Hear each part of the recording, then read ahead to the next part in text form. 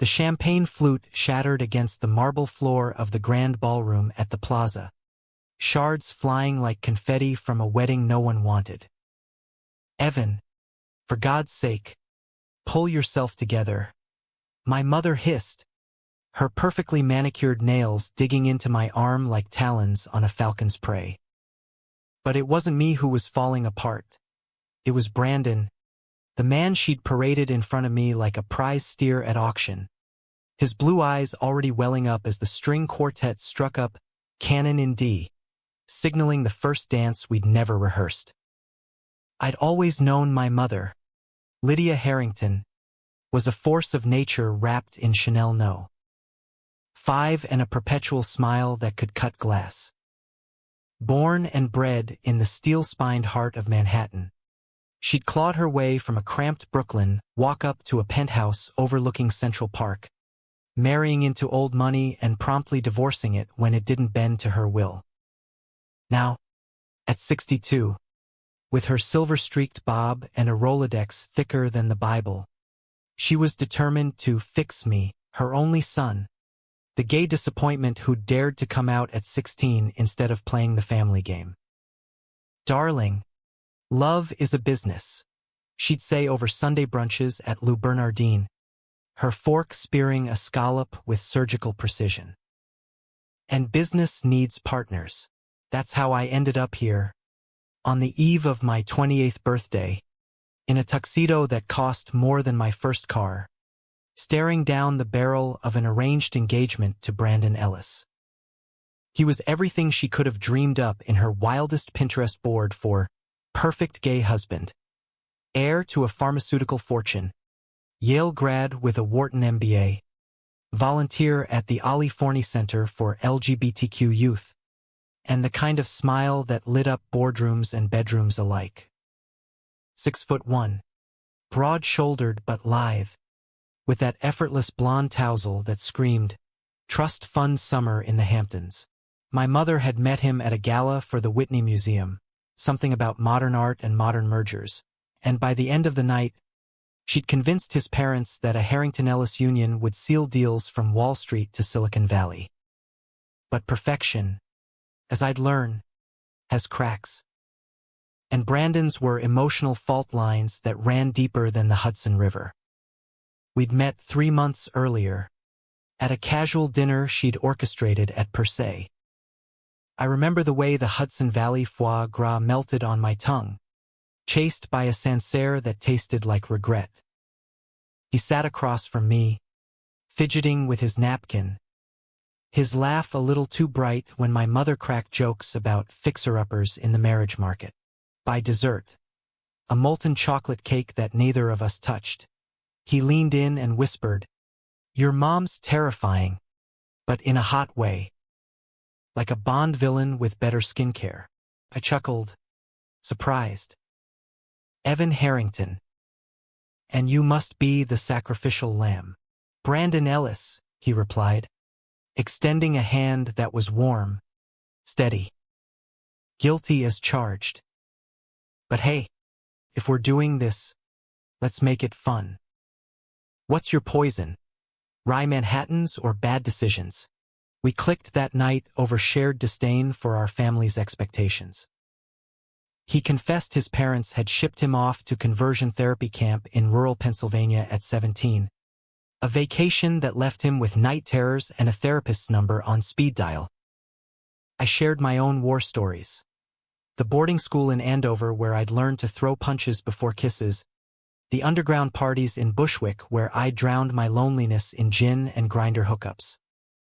By the time the valet brought my Audi around, we'd exchanged numbers, not out of obligation, but because his eyes, the color of a stormy Atlantic, held a spark that said, maybe this isn't bullshit. Fast forward to tonight. The engagement party she'd turned into a spectacle, complete with a guest list that read like a who's who of Manhattan's elite. Anna Wintour's empty chair appointed absence, but Anderson Cooper's toast making up for it. The room buzzed with crystal clinks and whispers about stock tips, everyone pretending this wasn't the queer equivalent of a shotgun wedding. My best friend, Jax, a tattooed bartender from the village with a mouth fouler than a subway rat, leaned against the bar, nursing a whiskey sour. Dude, your mom's playing God with a rainbow flag. Bail now, or you're fucked. But I didn't bail. Because as the quartet swelled, Brandon extended his hand, his palm slick with nerves. Dance with me? He asked, voice barely above the violins. Close. He smelled like vetiver and vulnerability, and when our bodies aligned chest to chest, his hand firm on my lower back, something shifted. The world narrowed to the heat of him, the way his breath hitched when I pulled him closer. Then it happened. Midway through the turn, his eyes brimmed. A single tear escaped, tracing a path down his cheek like a fugitive. He tried to laugh it off. Allergies, man, the lilies are killer. But another followed, then a quiet sob that vibrated through us both. The room didn't notice. They were too busy snapping selfies with the ice sculpture of intertwined doves. But I did. I froze, my hand cupping his jaw on instinct. Hey, I murmured, thumb brushing the salt away. It's okay. We're okay. He shook his head, burying his face in my shoulder. I'm sorry. This is real, Evan. And I'm scared shitless. In that moment, with the scent of his tears mingling with my cologne, I felt it, a pull deeper than lust, rawer than the family scripts we'd both been handed. My mother watched from across the room, her smile triumphant, oblivious to the storm brewing in her perfect match. The rest of the night blurred into toasts and small talk. Jax cornered me in the coat room later, cigarette dangling from his lips. That guy's a walking Hallmark card. Crying on the first dance? Red flag or what? Or water sign energy? I shot back, but doubt gnawed at me as I drove Brandon home to his Tribeca loft. The city lights streaked past like shooting stars, and he was quiet, staring out at the Brooklyn Bridge. You don't have to do this, I said finally, pulling up to his building. We can fake it till the merger's done. Then ghost. He turned, eyes dry now but shadowed. What if I don't want to fake it? His hand found mine on the gearshift, fingers lacing like they'd always belonged. What if you're the first thing in years that doesn't feel like a transaction? I kissed him then, impulsive and fierce, tasting the salt of unspoken fears. His lips were soft, yielding, and when he pulled back, there were no tears, just a grin that lit the dashboard. See? Fun already. But as I watched him disappear into the lobby, Jax's words echoed. Fun. Sure. But love? That was a gamble even my mother couldn't rig. The weeks that followed were a whirlwind of staged romance. Brunches at Sant Ambrius where we'd hold hands for the paparazzi. Weekends in the Hamptons dodging his parents' passive-aggressive jabs about settling down properly. Brandon was a natural performer, charming at fundraisers, witty over late-night takeout from Joe's Pizza. He had this way of quoting Whitman or Springsteen that made my cynic's heart stutter. And in bed, he was fire. Hands that mapped my skin like uncharted territory. Whispers in the dark that bordered on poetry. Yet the tears came unbidden. A rom-com on Netflix would crack him during the meet-cute, a street musician busking Hallelujah on the subway platform, and he'd wipe his eyes with the back of his hand, mumbling apologies. PTSD from the camp, he'd explain once, over coffee at Blue Bottle. They wired me wrong. Too much feeling, not enough filter. I didn't mind. Not really. It humanized him in a city of sharks. But my mother noticed. At a family dinner in our Upper East Side brownstone, crystal chandelier casting prisms on the mahogany table, she fixed him with that laser stare. "Brandon, dear, emotions are assets. But tears? They're liabilities in a boardroom." He flushed, fork pausing midair. "Mrs. Harrington, Lydia, please." Her laugh tinkled like ice in a highball. "We're family now." I squeezed his knee under the table, a silent fuck her. But the seed was planted. Doubt. And in the Harrington-Ellis empire, doubt was the first domino. Fall descended on New York like a velvet curtain, painting Central Park in scarlets and golds that mirrored the tentative bloom between Brandon and me. We'd fallen into a rhythm. Mornings tangled in his 800 thread count sheets, afternoons plotting escapes from our respective corporate cages. Me grinding away at Harrington Investments, him navigating the cutthroat corridors of Ellis Pharma. Evenings were ours. Walks along the High Line where he'd point out constellations peeking through the skyline, or dives into hidden speakeasies where we'd trade stories over old fashions. "Your trouble, Harrington," he'd tease, nuzzling my neck in the dim glow of a jazz club in Harlem. "Making me believe in this shit." "Which shit?" I'd murmur, fingers tracing the freckles across his collarbone. "This." He'd gesture vaguely at the world, the us in it. The part where it's not just survival, but survival was our undercurrent. My mother's merger talks heated up, whispers of a joint venture in biotech that would mint billionaires overnight. "It's poetic," she'd gush during our weekly check-ins at Bergdorf's, arms laden with garment bags. Two families, two futures, intertwined. Poetic, my ass. It was leverage. Brandon's dad, Reginald Ellis, a silver fox with a handshake like a vice, eyed me at dinners like I was the weak link. "Boys got grit," he'd grunt approvingly after I closed a deal on a volatile hedge fund. But his mother, Vivian, with her pearl necklaces and passive smiles, cornered Brandon in the powder room once. "Darling, tears don't close deals. Compose yourself." He didn't tell me until later, curled against me in the afterglow of a particularly inventive shower session. "They think I'm broken," he said, voice muffled against my chest. No tears that night, just a quiet ache that made me hold him tighter. "You're not broken," I growled, kissing his temple. "They're the ones who tried to shatter you." Jax, ever the voice of chaos, met us for drinks at his bar in the East Village, a dive called the Rusty Nail, all exposed brick and sticky floors.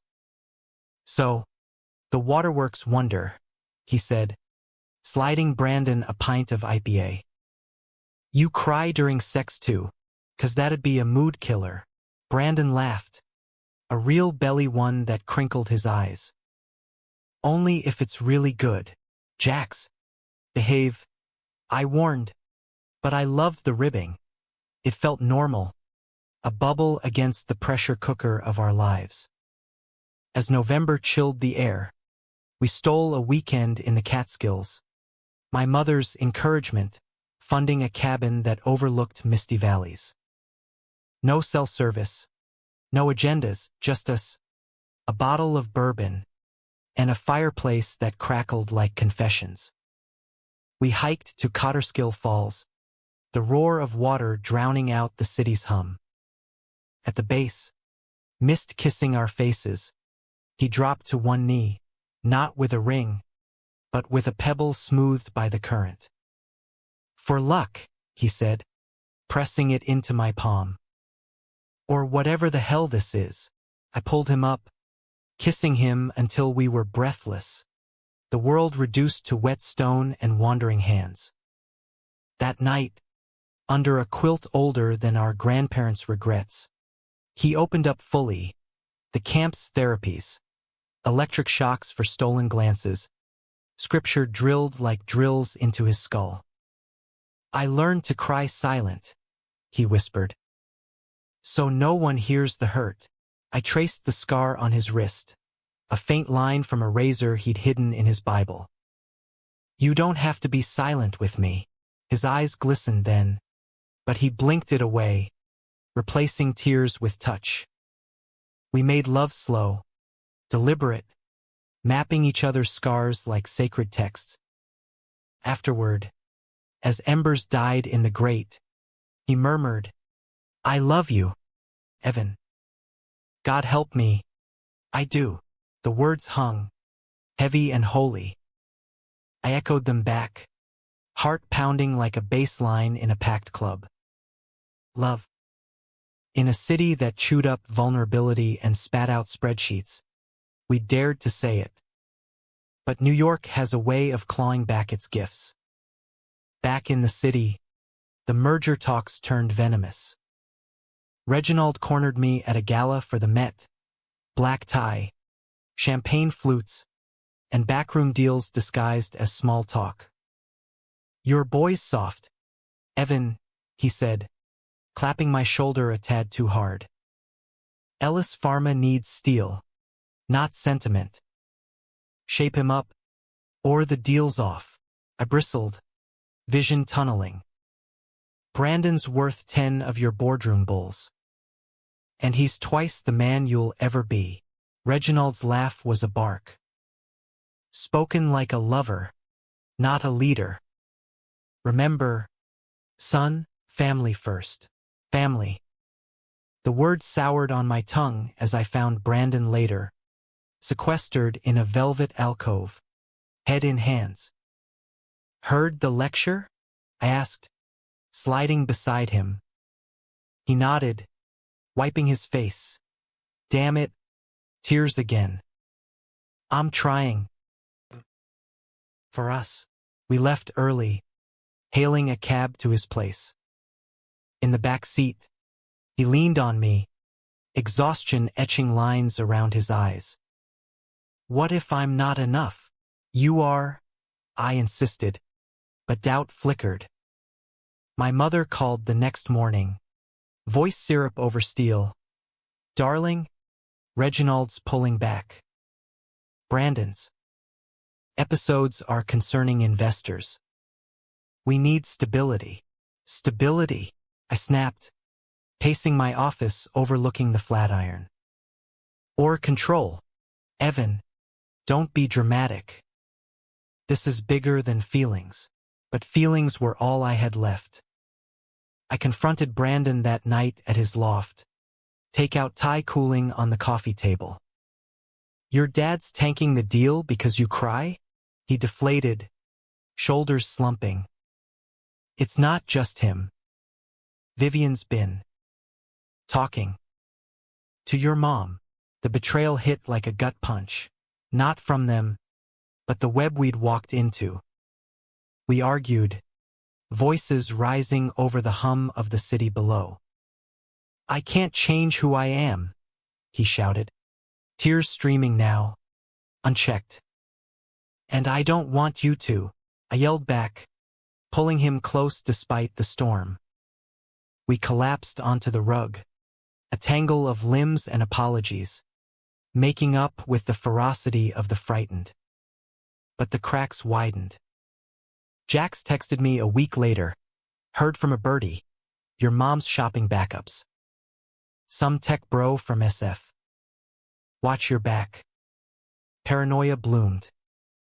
At a holiday party in Soho, twinkling lights, spiked eggnog, Brandon vanished mid-conversation. I found him in the host study, sobbing into a stranger's shoulder. A lithe guy named Theo, an old flame from Yale, all sharp cheekbones and sympathetic coos. It's okay, Bran, Theo murmured, hands stroking his back. I've got you. My blood boiled. I stormed in, yanking Brandon up. What the fuck? Theo smirked. Easy, Harrington. Just old friends catching up. Brandon's eyes widened, tear-blurred. Evan, it's not. Save it. I bolted, the party a blur of judgmental stares. Outside, the December wind whipped like accusations. Jax found me at the Rusty Nail hours later, 3 whiskeys deep. Betrayal bingo, he drawled, pouring another. Mommy dearest or crybaby? Both, I muttered. But deep down, I knew. The real knife was the fear that Brandon's tears weren't for me, but from me. The new year slunk in like a hangover, all confetti, regrets, and resolutions doomed to break. Brandon and I patched the Theo incident with takeout from ZN Famous Foods and a marathon of The Office reruns, laughing through the ache. He was just a shoulder, Brandon insisted, curled against me on his leather couch, the city fireworks popping faintly through the frost-laced windows. You're the whole damn world. I wanted to believe him, in the quiet hours when his hand found mine under the covers. But trust is a fragile thing in Manhattan, eroded by subways and secrets. My mother's calls grew sharper, laced with ultimatums. The mergers on life support, Evan. Investors are spooked by instability. She'd pause on the word, letting it fester.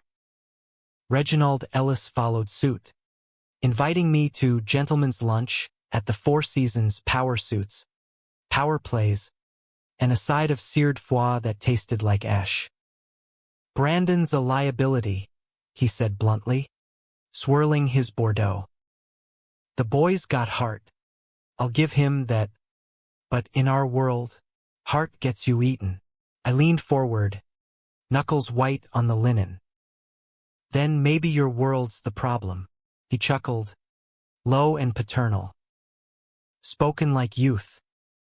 But mark me, without the deal, Ellis Pharma folds. And your mother's empire crumbles. The threat landed, heavy as the Waldorf chandeliers. I left with a handshake that felt like a noose, straight to Brandon's office in Midtown, a glass eyrie overlooking Bryant Park, where he brokered drug trials that saved lives and lined pockets. He was mid-call when I burst in, waving off his assistant with a glare. We need to talk. His face fell, the phone clattering down. Evan, whatever it is, your dad's burying us. Paced, dodging ergonomic chairs. And my mom's letting him. They think you're too much. Tears welled instantly, his telltale armor cracking. Too much what? Human? I stopped, cupping his face. No. Too real for their fake-ass game. We kissed then, desperate, against the floor-to-ceiling windows, the city a indifferent spectator below. But passion couldn't plug the leaks. Whispers circled. Vivian hosting informal dinners with venture capitalists, dangling Brandon's hand like bait. Jax dug deeper, his barfly network unearthing texts, screenshots from a mutual friend showing my mother lunching with Theo, the Yale ghost, the Santina. Contingency, the message read. In case the water boy drowns the deal. Rage simmered to a boil. I confronted her in our family library, the room smelling of leather-bound first editions and old betrayals. Theo? Really? Mom? You're pimping me out to your backup plan. She didn't flinch, adjusting her reading glasses. Darling, this business. Brandon's. Charming, but erratic. Theo's stable Silicon Valley pedigree. No dramatics. Erratic. I laughed bitterly. You mean he feels things? Unlike your robot parade. Her eyes softened. A rare fracture. I did this for you, Evan. To give you what I never had, security. By selling my soul, I stormed out, slamming the oak door that echoed like a guillotine. Brandon waited at my walk-up in Chelsea, a rare reversal, him navigating my cluttered space of vinyl records and half-read Vonnegut's. "She told you?" he guessed, handing me a beer from the fridge. "Worse. She's plotting my escape hatch." He sank onto the bed, head in hands. The sobs came then, wrenching and raw, shaking his frame like aftershocks. I held him, murmuring nonsense. "Fuck them. We're us." But inside, the fault lines spread. Love, I realized, wasn't just the highs. It was holding someone while the world pried you apart. Spring thawed the ice, but not the chill. We threw ourselves into rebellion. A road trip down the eastern seaboard, my Audi hugging curves through Virginia's Blue Ridges. In a dingy motel outside Richmond, neon vacancy sign buzzing like a migraine, we made promises etched in sweat and starlight. "Marry me anyway," he said one night, tracing my ribs. "Screw the merger." I hesitated, the pebble from the falls still in my pocket like a talisman. "And live on what? Ramen and resentment." His laugh was watery. Poetic. But yeah, back in the city, reality reasserted. The merger teetered, stocks dipping like my resolve. Jax threw a fuck the system bash at the Rusty Nail, leather daddies, drag queens, and a playlist heavy on Chapel Roan. Brandon shone, dancing with abandon, tears only surfacing during a heartfelt rendition of Tears of a Clown. Theo slithered in late, all tech bro swagger in slim-fit jeans. "Missed you, Bran," he purred, buying a round. I watched from the bar, gut twisting as Brandon politely extricated. Hand on Theo's chest, a gentle rebuff. But the seed of suspicion sprouted. That night, buzzed and bruised, I accused, "You still carrying a torch?" His eyes flashed hurt. "Evan, come on, prove it." The words were a dare, born of bourbon and betrayal. He did fiercely, pinning me to the wall, kisses that bruised and begged. But dawn brought clarity, and clarity brought confrontation. I hacked his email, low blow. "I know. Finding a chain with Vivian. Consider your options, darling." Theo's inquiring. Not cheating, but entertaining escape. The knife twisted deeper. We fought like alley cats, words flung like broken bottles. "You're just like them," I roared. "Crying 1 minute, cutting deals the next, and you're suffocating me," he shot back. Tears rivers now. "I love you, but this cage, is killing us." He left, door slamming like finality. Days blurred into radio silence. Jax dragged me to therapy, a first where the shrink, a no-nonsense dyke named Rita, unpacked my abandonment issues over chamomile tea. "Your mom's blueprint isn't yours, Evan. Rewrite it." But rewriting meant facing the void. I drowned in work, closing deals that tasted like dust. Then, the call, Reginald, voice grave. "Board's voting tomorrow. Pull out, or we expose Brandon's." History. Camp records. The works. Blackmail. The Empire's true face. I raced to Brandon's loft, pounding until he opened, hollow-eyed, packing boxes half full. "Don't," I begged, stepping inside.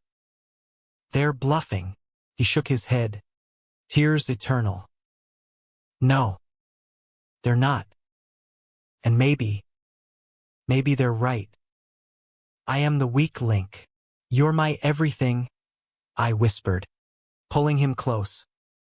We clung, the city symphony mocking our fragility.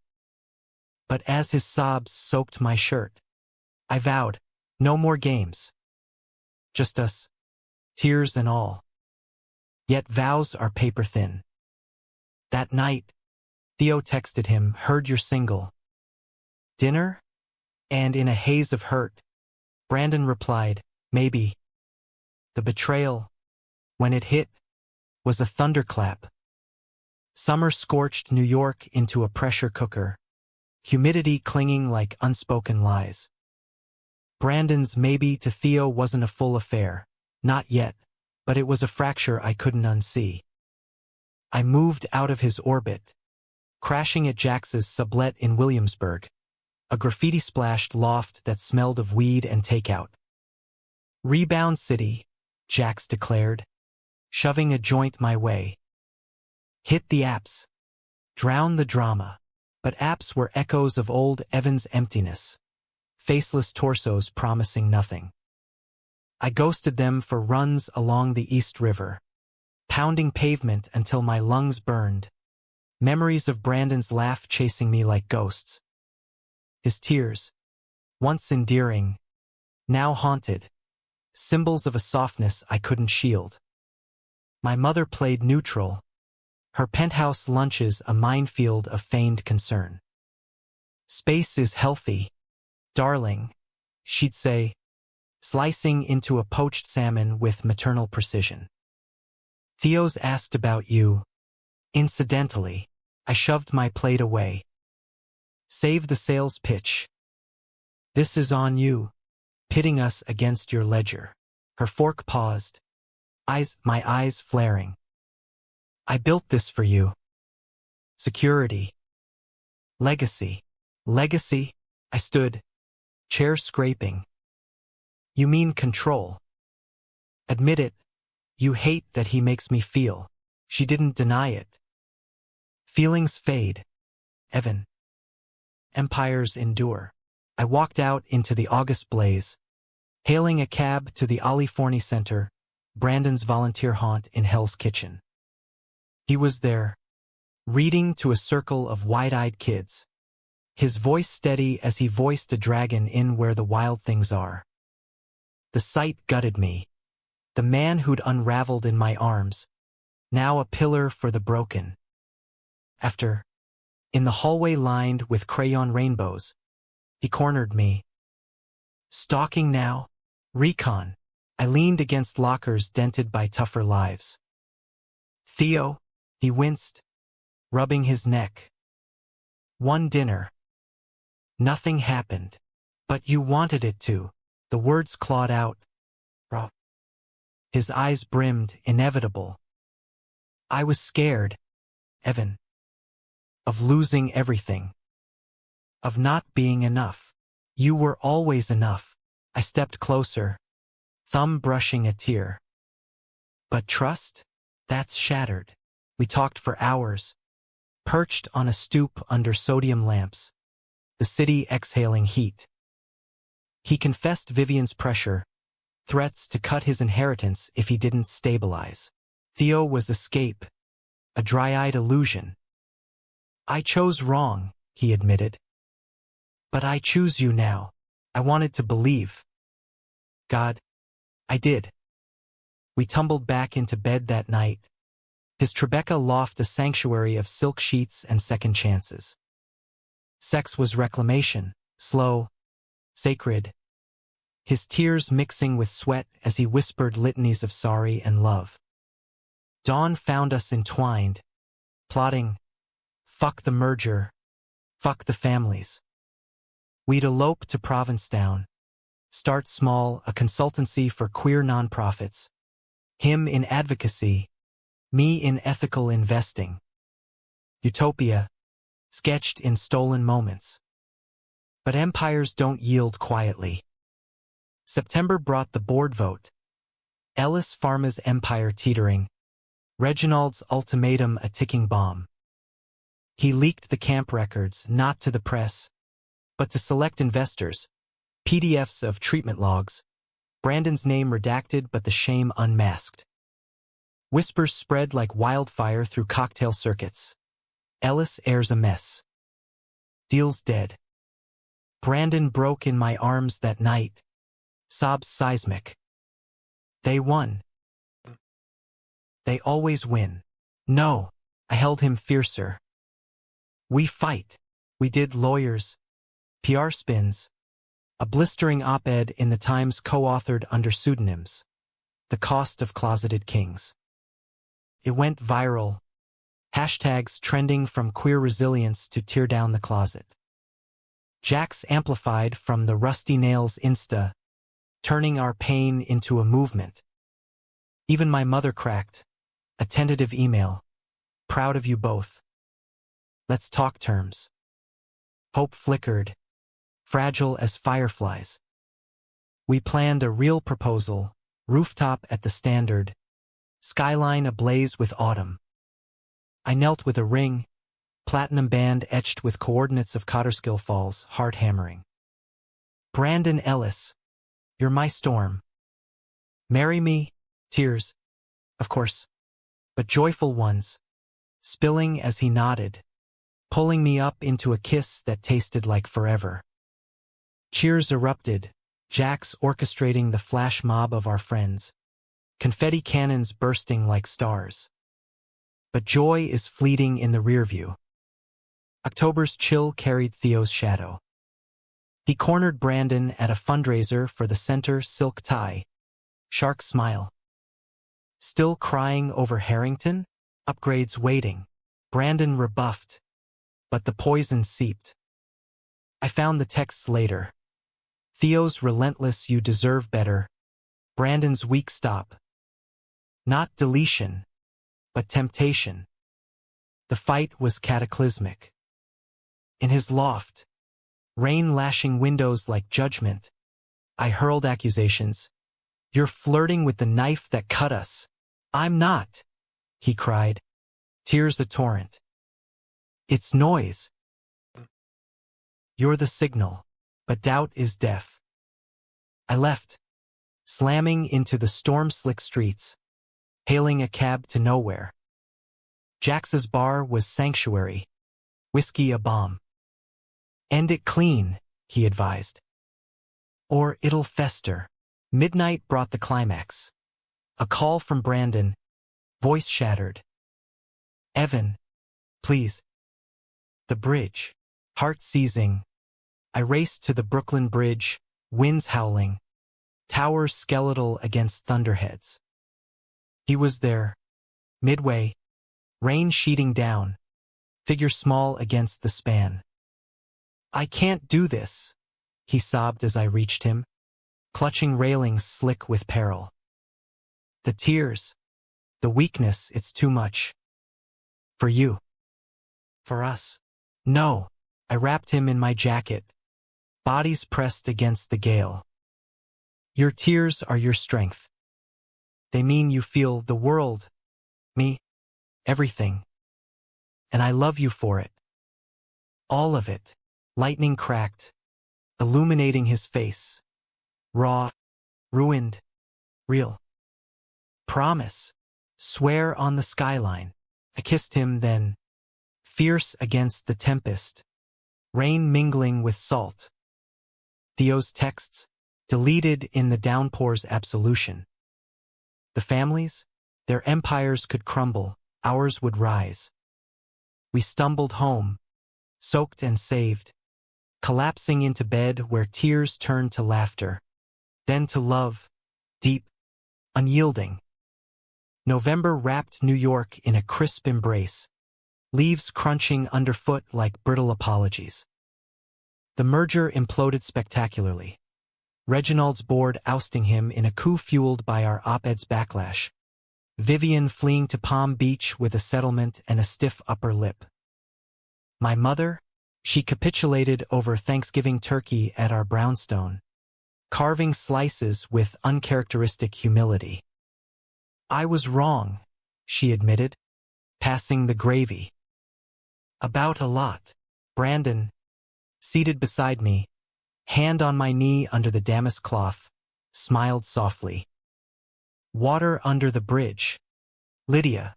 No tears that day, just quiet grace. We'd won, not with weapons, but with witness, our story sparking donations to the Ali Forney Center. Policy shifts in corporate closets. Jax dubbed it Teargate, the queer revolution, toasting at the Rusty Nail with shots of Patron. To crying your way to the top, he slurred, arm around a bemused Brandon. We married in spring, a ceremony on the High Line, vines blooming riotous, friends in floral crowns, Jax officiating with vows laced in profanity and poetry. Brandon's eyes welled as we exchanged rings, but he owned it, voice steady. Evan, you saw my flood and built an ark. I love you. Tears, triumphs, and all. The kiss sealed it, cheers rising like the skyline at dusk. My mother, in the front row, dabbed her eyes, her own rare vulnerability. Life post-vows was no fairy tale, but a gritty rom-com. Mornings in our Bushwick brownstone, a fixer-upper we gutted together. Him advocating for psych reform, me steering Harrington Investments toward impact funds. Tears still came, anniversaries triggering camp ghosts, boardroom losses cracking his resolve. But now, they were shared sacraments. Me holding him through the deluge, him reminding me that strength isn't stoicism, but surrender. One night, a year in, over rooftop wine as fireworks lit the 4th, he turned to me, eyes misty. Think we'll make it? I pulled him close. The city our eternal witness. Babe, we're already legends. In the end, love wasn't the absence of storms, but dancing in them, wet, wild, wholly alive.